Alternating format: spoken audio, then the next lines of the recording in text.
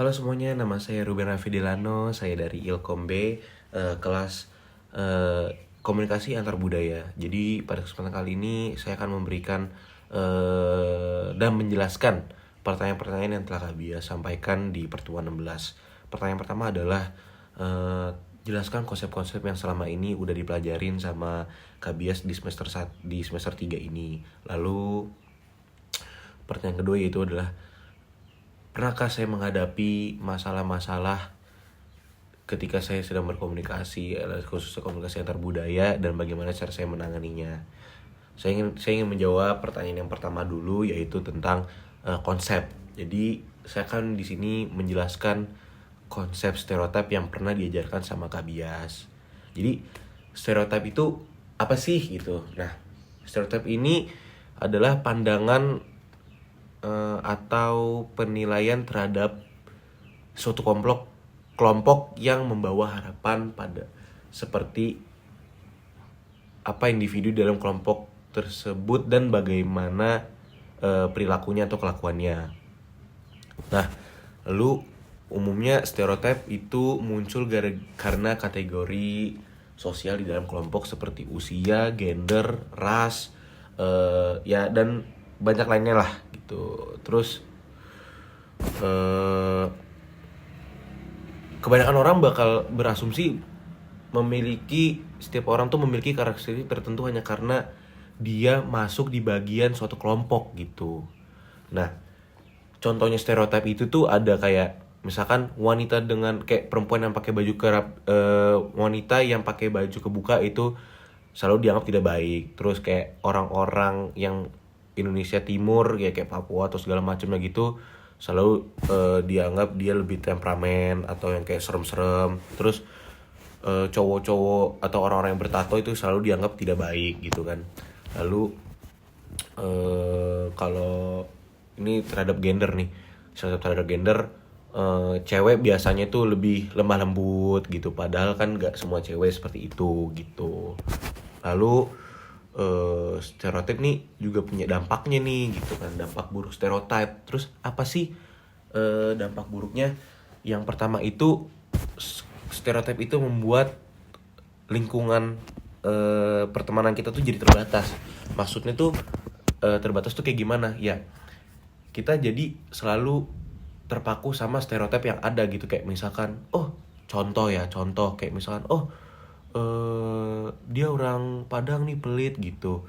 Nah itu kita jadi kayak malas berteman sama dia gitu. Terus kayak misalkan dia orang Betawi dia malas gini. Terus kayak misalkan dia orang Timur dia pasti galak segala macem, nadanya tinggi, gue jadi malas temenan. Nah itu yang maksudnya membuat lingkungan pertemanan kita tuh jadi terbatas gitu. Lalu yang kedua itu ada namanya kita jadi lebih banyak musuh gitu. Maksudnya dalam artian tentunya dengan ketika kita berteman lalu kita selalu stereotipin orang, kita jadi dianggap sama lingkungan tuh kayak apaan sih, kok lu dikit-dikit ngikutin stereotip yang udah ada gitu. Kayak padahal kan nggak semuanya orang yang kita stereotip itu seperti apa yang kita anggap gitu. Terus lalu yang terakhir itu udah kita jadi terisolasi sama orang lain. Nah, ketika kita ngeberi stereotip negatif kepada orang lain, berarti kita juga nutup mata kita tuh kayak kita selalu pasti ngeliat buruknya aja gitu dari orang tersebut gitu, karena stereotip yang udah kita anggap ke dia gitu. Terus mungkin itu aja yang jawaban dari nomor 1. Terus nomor 2, kesulitan apa yang saya hadapi gitu kalau misalnya komunikasi gitu kan. Kalau pengalaman pribadi saya itu, saya awalnya ya dulunya ya itu saya sulit kalau misalnya lagi ngobrol sama almarhum kakek saya atau yang masih ada tuh nenek saya sulitnya di mana? Karena kita itu berbeda generasi, jadi beberapa ada yang dianggap sama saya itu hal yang biasa aja, tapi sama nenek saya enggak gitu. Kayak contohnya sekarang nih, anak-anak zaman sekarang apalagi Gen Z itu kayak, walaupun nggak semuanya ya, tapi kalau saya pribadi, saya itu nyantai sama orang tua saya dan orang tua saya pun juga begitu gitu. Namun ketika nenek saya mendengar mungkin dari ucapan saya ke orang tua saya atau kayak perilaku saya ke orang tua saya, nenek saya itu yang selalu ngingetin jangan begitu, disopanin lagi segala macam, terus kalau lewat harus nunduk lah segala macam. Nah, disitulah perdebatan yang dulu saya pernah ya selalu berdebat tentang hal itulah gitu. Oh, enggak kok sekarang nih udah beda zamannya gitu, udah nggak seperti kayak zamannya nenek saya lagi, yang dimana kalau di zaman nenek saya merasa lebih kaku lah gitu. Nah, cara saya menanganinya adalah saya mulai yang pertama adalah saya harus mengerti dulu bagaimana perilaku-perilaku atau tindakan-tindakan pada saat di generasi nenek saya gitu. Setelah saya mengetahui itu, lalu saya juga mempelajari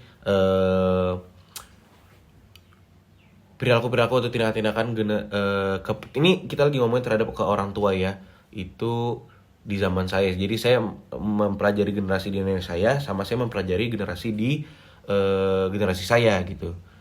Terus karena itu kan saya kan berarti kan punya dua pandangan berbeda dengan nenek saya gitu ya.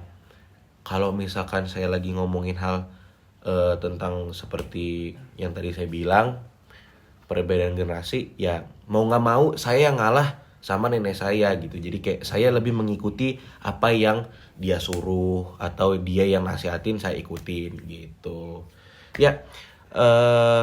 Mungkin itu aja dari saya, Ruben Raffi Delano. Terima kasih untuk Abias. Ngomong apa, Tim?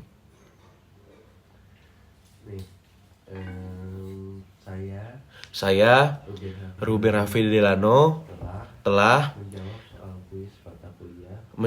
menjawab soal kuis mata kuliah komunikasi antar budaya sebaik mungkin, semampu saya, dan apa yang saya jawab sesuai apa yang sama saya pahami. Dan sekian, terima kasih.